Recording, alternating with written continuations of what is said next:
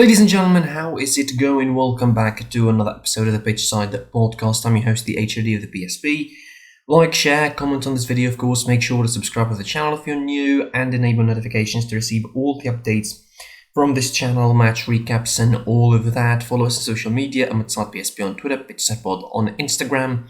Listen to the podcast on Spotify, Google Podcasts, or wherever you can get it from, or catch it later on at www.webreathesports.com. Thank you for joining me and thank you for watching/listening. Let's get into the meat of the business, of course.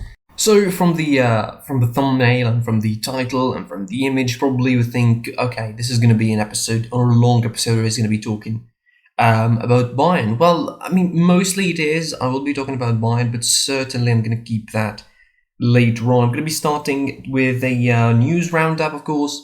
I'm going to make this a thing now on the podcast, a bit of a quick look around and what happened in the world at the moment. And let's start from Spain, of course. The match between Athletic Bilbao and Atletico Madrid has been postponed. The match is supposed to take place at the Wanda Metropolitano.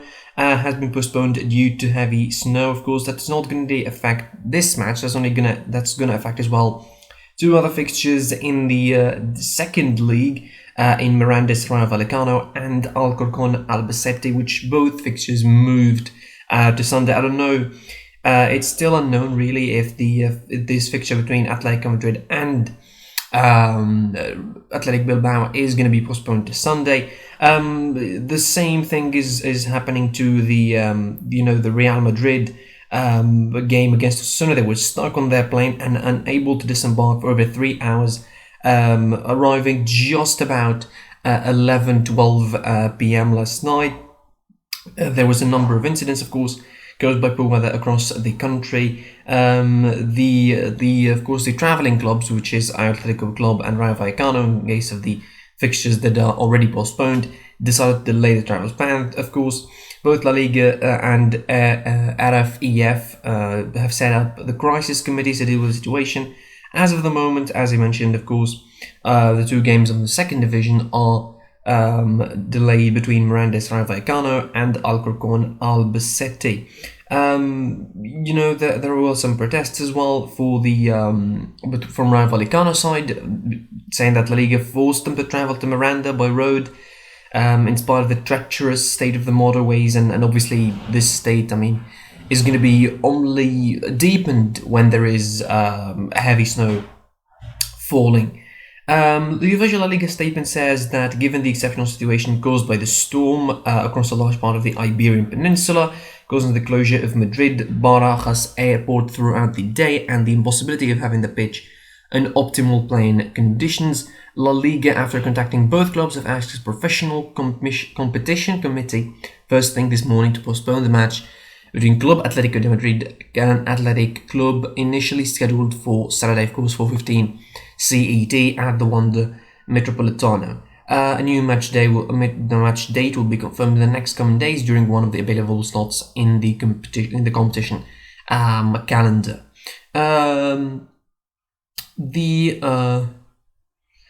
In the FA Cup, and Liverpool netted 3 goals in 5 minutes to down Aston Villa's valiant youngsters. Villa's inexperienced players, of course, Aston Villa playing with the under-23 squad, considering that there is a significant COVID outbreak among the club, went into half-time level as Louis Barry calmly cancelled out Sadio Mane's early opener. Liverpool's pressure paid dividends in the second half. Jorginho Wijnaldum, Mane and Mo Salah managed to score, eventually securing the Reds a comfortable victory in the FA Cup, move into the next round. In the same, of course, round as well, Wolves defeated Crystal Palace 1-0 by a beautiful, very beautiful goal from Adama Traore. You should go and watch it. The big news in Italy, and unfortunately this is bad news for Italy and for Juventus, who released a statement confirming that Matthias de Ligt has tested positive for COVID-19 ahead of the Old Ladies Serie A game against Sassuolo today on Saturday.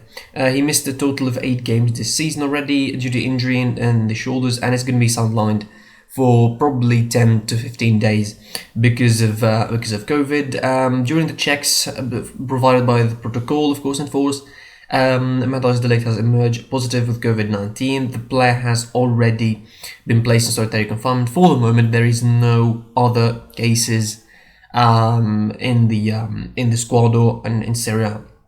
Moving back to Spain, and Koeman wants some January signing, and he's keen to make some signings in a January transfer window, but said that hinges on whoever is going to be elected as the club's president. The boss, of course, board is going to be holding that election on January 24th, following Bartomeu's resignation last year, but the lack of a permanent board means that they are presently unable to make a trade in the transfer market, and that is according to the laws, of course, something Koeman hopes to do at the end of that month. The best thing would be to get a president in place as soon as possible, because it would give us negotiating time, the Dutchman told the news conference, of course, ahead of La Liga match against Granada of Barcelona on Saturday. He said, in the short term, it's important that we get some reinforcements because we want to improve the squad. We need to be more effective and increase competition for places. There is many more reasons to make signings, but I also understand the situation that the club is in, and we can't make any signings. Then we'll wait until the next season. Koeman, of course, will be deprived of the likes of Ansu Fati, Gerard Piqué, Philippe Coutinho, Sergio Roberto, all long-term injuries, of course, with Clément Lenglet being suspended for the next game against Granada. In England, and Solskjaer confirmed that Sergio Romero and Marcos Rojo are both available for any team that wants to buy them if they are to leave Man United, and basically said that they can leave United. The board of the club decided not to renew the contracts of either player when they run out at the end of June, and they would prefer Romero and Marcos Rojo to find new clubs in the January transfer window. Romero was left out of the United Premier League squad after a move to Everton fell through in October. The 33-year-old goalkeeper, who has returned to UK after spending Christmas in Argentina, has been linked with Inter Miami, Boca Juniors, but may stay at United until the end of the season and leave, as most players tend to be leaving these days as free agents. Rojo has not played, of course, for United for 14 months, spending last season on loan in Estudiantes. The 30-year-old defender, on the other hand, has remained in Argentina, and as he tries to find a new club. Solskjaer said that both of them are having contracts until the summer. They're not going to be extended, and they're looking for a fit to find a club for them. He said Marcos Rojo has been given time to go home. He's still in Argentina. Sergio Romero has been back home as well to see his family, but he's in England now. He says they're professional, working hard, and ready if they're called in. For us, Marcos Rojo will travel and do the quarantine before them. Another, of course, United player expected to leave when his loan ended is Odion Ighalo from Shanghai. Genoa runs out at the loan at the end of this month. The Nigerian striker had made only 2 starts this season in the Carabao Cup and will be in the squad for Saturday's FA Cup against his old club Watford, although I really doubt he's going to be starting. It's special for, he said, Ole Gunnar Solskjaer said it's special for Odion Ighalo against Watford. He will be involved, he's in the squad, and he's training really well. He was the top scorer by a mile and the round robin in training today. I mean, this is laughable. I mean, you're talking about a player that his loan is ending this month, and you're saying he scores the more in the round robin in training. That's ridiculous. He says it's a positive influence in the dressing room, and he says hopefully he won't need to put him on because they need goals, but hopefully he can join it. I mean, what is this statement for real? Like, how he said... anyway, it's confusing, but that's how managers talk apparently these days. Moving on, we finish, of course, talking about the Copa del Rey draw, which took place yesterday. It was drawn on Friday morning, and there are some dream fixtures for the lower league sides. Here's the full draw. If you want to take fixtures quickly before we move on to other subjects, Cornellà are going to be facing, after they eliminated Atletico Madrid, they're going to be facing Barcelona. That is big. That could be big. Ibiza are going to be facing Athletic Club. Alcoyano are going to be facing Real Madrid. Cordoba are going to be facing Real Sociedad. Peña Deportiva facing Real Valladolid. Navalcarnero facing Eibar. Malaga facing Granada. Welcome back. to the big lights, Malaga. Almeria facing Deportivo Alaves, Leganes facing Sevilla, Alcorcón facing Valencia, Girona facing Cadiz. That's a decent match. Real Sporting de Gijón facing Real Betis, Espanyol facing Osasuna, Fuenlabrada facing Levante, Rayo Vallecano de Madrid facing Elche, and Tenerife facing Villarreal. Also, another draw that took place yesterday is the African Champions League draw. Hopefully, when the group stages of that competition start, we're going to be making videos specifically about that in the future on this channel. That's it for the round of news, and let's move on to the big subject of this episode. And probably realized it by now, coming into this episode and looking into the thumbnail, the picture, the title of the episode, you probably think to yourself, we're here. Well, where is the rant? Where is the discussion about Bayern? Well, here it comes. Now again, I probably said everything I want to say about the game itself on the review. You can check it out. Feel free to do that, of course. Make sure to subscribe always if you're new. I don't really think that I have a lot more to add, but certainly not about that game. I'm gonna talk somewhere else. I'm gonna try and find an access to talk about in this episode, regardless of the game. Although it's hard really to disregard the game, because it is, I think, the basis of every kind of argument I'm gonna have on the day. Now, after this result, and again, I think it was a big sort of event, and it was a big news around Europe, because Bayern do not lose that often. Like Hansi Flick, in his whole tenure as a Bayern manager, he lost only 3 games. This is only his 4th loss as a Bayern manager this season, and it is really showing when this loss is the talk of the world at the moment, because I'm assuming like everyone is making big news out of this. And I think they have the right to, because Bayern, again, do not lose that often as of late, and when they do, it's usually a big deal. And the game itself, again, was a big deal. And again, I'm trying as much as I can to avoid talking about the game once more. But again, there are some things that mind boggle you, and that just confuse you why they happen, and why they happen in certain ways.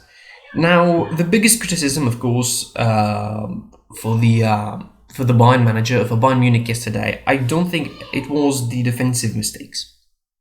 And in particular, it was one player, Niklas Süle. And I saw all sorts, I think, of reactions for that. I saw, and I saw all sorts of reactions saying, but Niklas Süle is a good defender, is a really good defender, and I tend to agree. He's good at everything. Like he's way quicker than people give him the credit for. He's a strong defender. He's like, when it comes to the classic defending stuff, which is bullying attackers of the ball and heading the ball away, for example, and being defensive and being aggressive, Niklas Süle is fine. Don't get me wrong, but that guy is not comfortable on the ball. People do not want to understand this. He's not comfortable on the ball. He's not good on the ball, 100%. And 2 goals of the 3 were giveaways from him and from Benjamin Pavard to a lesser degree, because he wanted to play the ball from the back and he didn't know how to play the ball from the back. I certainly would prefer if Lucas Hernandez was playing alongside David Alaba, or maybe even Jerome Boateng plays alongside David Alaba, because Jerome Boateng at least would vary his kind of play, and would probably say, you know what, I'm going to be playing the long ball forward, and that's what he does. He tries to lump ball forward and tries to, to change the style of playing, and do not allow pressure to pile on. But Niklas Süle, every time he's on the ball, he tries to play the short pass, and he tries to play the straight pass to David Alaba or to Benjamin Pavard. And I mentioned it on the review. The right side of the defense for Bayern, both Süle and Pavard, were bad, and probably they were the worst players in the game by a country mile. And like it wasn't like Borussia Mönchengladbach were playing really, really well, or like dominating the game or anything. It was just the giveaways. And these giveaways remind me of a match that I don't want to remember, but I'm going to be making the comparisons. It reminded me of the the Rafinha incidents in the Real Madrid game in the Champions League back in 2018, where basically Rafinha gave away the victory on a platter for Real Madrid, and I remember it ended 2-2, and Rafinha was with the giveaway that allowed Benzema to score the second goal. And I'm trying to not make the comparisons because that is a different Bayern from now. We had Vidal back then, and we had James Rodriguez, and we had Rafinha, and we still had the Vidal as a left back, more or less. So and he had Hummels, and he had Hummels and Boateng as centre half partnership, and it was crumbling as a centre half partnership. But it is hard not to make the comparisons too. And Niklas Süle, once again, I'm gonna say he's a good defender. He's a really, really, really good defender, but not comfortable on the ball. That's just about it. Not comfortable on the ball, really. If you want to talk about the positives from that game and the things that you want to go and build on, really, I think the midfield line was fine, Gimmick and Goretzka. I think Goretzka had a decent game, but the attacking department was fine, more or less, but I think slightly ineffective than usual. More ineffective than usual, with Thomas Muller not really moving a lot. Costa, as I mentioned, I was harsh on saying that he's worse, but he was already not good for a couple of weeks now, a couple of months since his return. Sane, I think, was a good player yesterday. He had a terrific game, in my opinion. The fact that he wasn't subbed, probably. I mean, to be fair, there's only one sub, so you cannot really judge that much on that.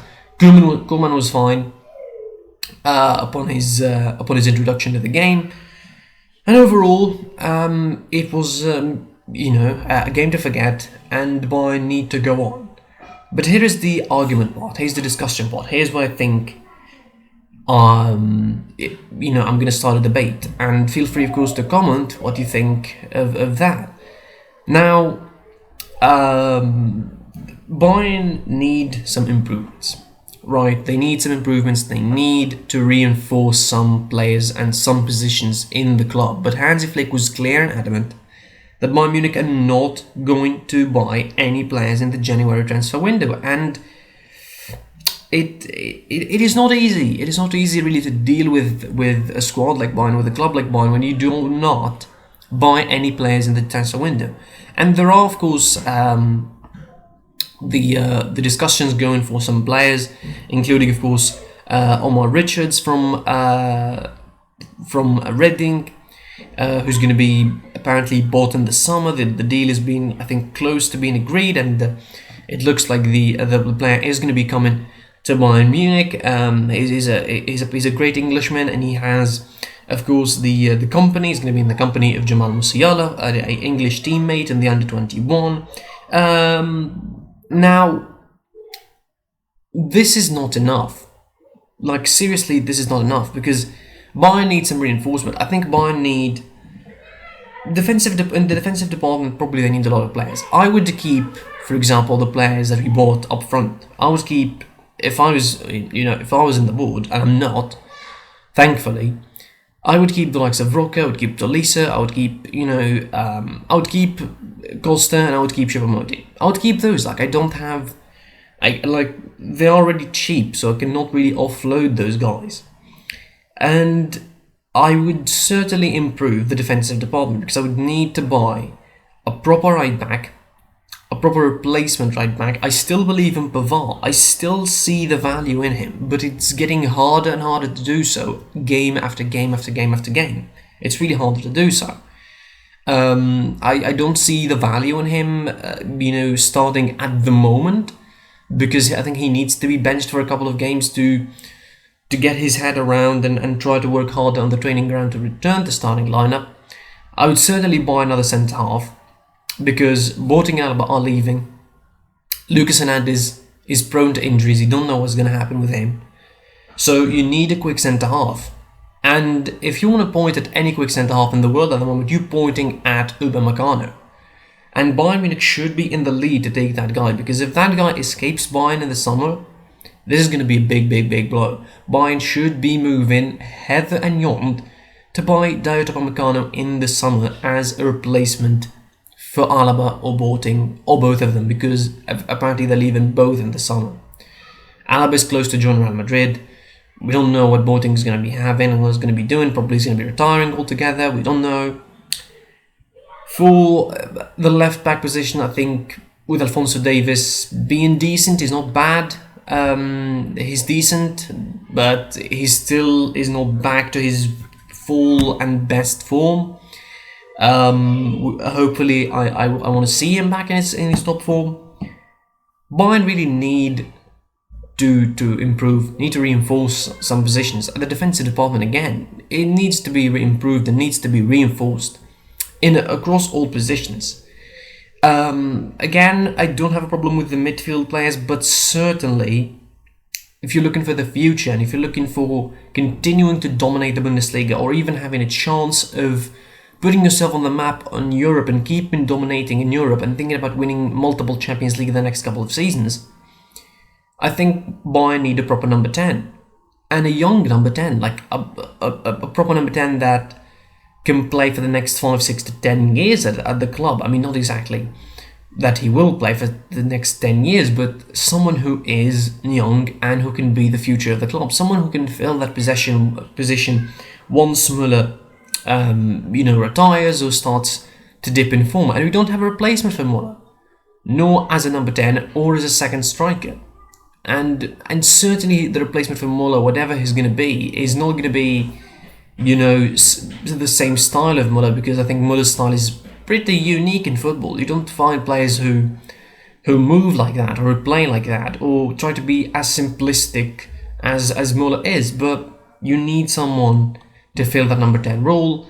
You need someone to give you the big chances, give you the big opportunities, to provide you with the movement necessary and the pressing necessary, where if you're playing a high line and if you're keeping this kind of aggressive pressing kind of thing going for Bayern Munich, which I reckon if Hansi Flick is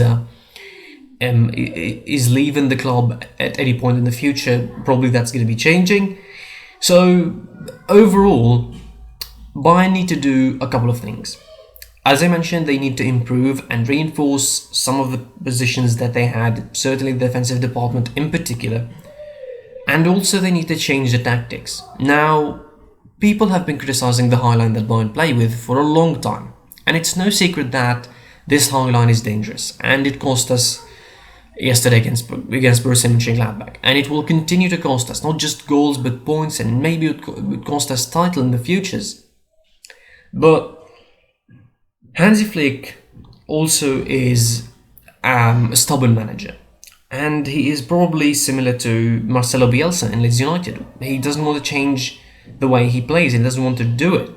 It took Guardiola a lot to change his style of play with City, and it's showing. When he decided to be more conservative and decided to ditch the 1,000 touches kind of thing and try to be more realistic, he had better results and he had clean sheets, which was a problem. Now, can Bayern do the same? I reckon not, because they are expected in the Bundesliga to be dominating every game.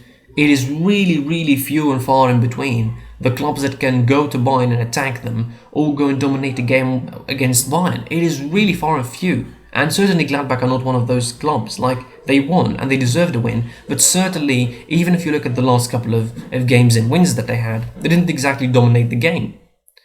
They picked their moments pretty smartly, give them credit for, and they, hit Bayern on the high line. Now, again, is Flick ready to change? Is, the board going to tell him that? I don't think the board is going to be telling him that, because the board, the Bayern board is pretty supportive of the German managers, and they will, unlike the likes of Guardiola and Ancelotti, or even Kovac, whom they were pretty quick to criticize and pretty quick to come on their backs. Now, for all the achievements of Hansi Flick, I don't want to see him ruin the next season by being stubborn and by not adhering to the fact that he needs to change his lineup and needs to change his side. I want to see him do that. I want to see him, be less stubborn. I want to see him try and adapt to certain situations. Not just about the injuries, but try to adapt, try to change, not the tactic or the formation as a shape, but try to change the way you play. Like, try to be a slight deeper line. Obviously, you cannot play that with Alaba, because Alaba likes to venture forward, so the only solution to play that is to play it with Lucas Hernandez and Sule, who will stay a little bit deeper than usual. Lucas Hernandez, I think, good on the ball, and he's good and quick enough, I think, to cover what Sule is going to be doing, whose sometimes positioning is off the mark. So, to sum up my point, really, I think Bayern need to change the tactics, change the way they play, improve the defensive department, try and have some targets in the summer again. With Hans Flick saying the club is not going to buy in January, so we'll wait until the summer. All the talks are held about Camavinga and De Jong and Upamecano and all these kind of names, and we're going to be waiting to see what is going to be happening at that club. Hopefully, this is going to be a wake-up call for Bayern once again, and Bayern will just improve and pick themselves up. I mean, it's a harsh word saying pick themselves up, because it feels like they are relegated. They are still top of the table momentarily before the game between RB Leipzig and Borussia Dortmund. I'll be hopefully doing a review for that as well. Cheap plug-in.